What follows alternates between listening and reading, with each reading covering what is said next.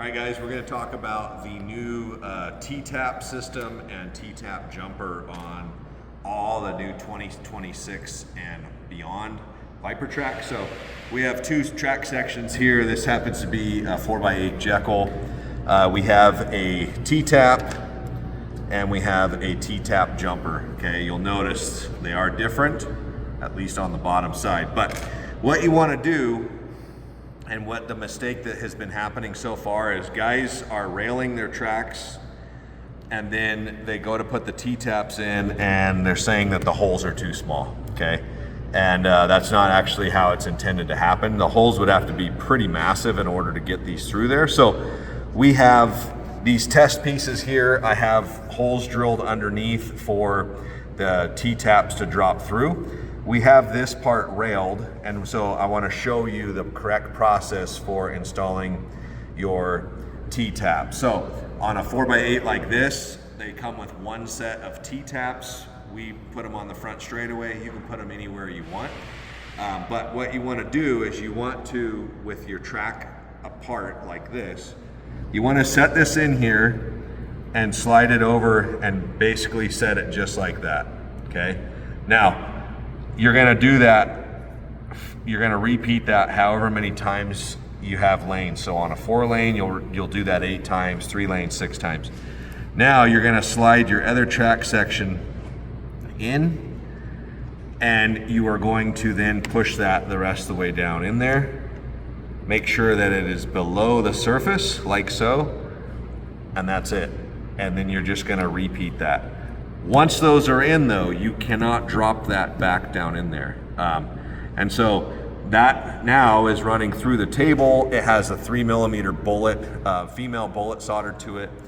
And to run electrical to it, what you want to do, and this is just a short version, but you have an included 3mm male bullet. You'll solder that to your wires and you'll plug that in down underneath. So if you need to remove this, we're just gonna do the inverse of that process. From down below, I'm gonna push up on the tap, and you would do that however many times, pull this piece out, voila, the tap comes out. So that's how the taps are installed. I'm gonna set that aside. Now we're gonna talk about the rest of the track, all of the other joints. This is the T-tap jumper, okay? So this one doesn't go through the table. This one can be installed when they're just butted together. So if we had this track, we got the V-locks in here. We're gonna put these in. You have your joint here. We need to get conductivity, AKA electrical current and voltage from section E to section A.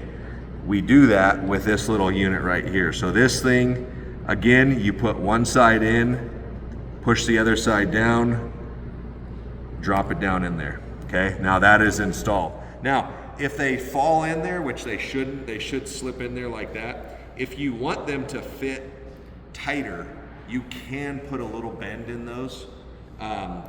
Guys will solder these in if you want to. You can also use a conductive epoxy.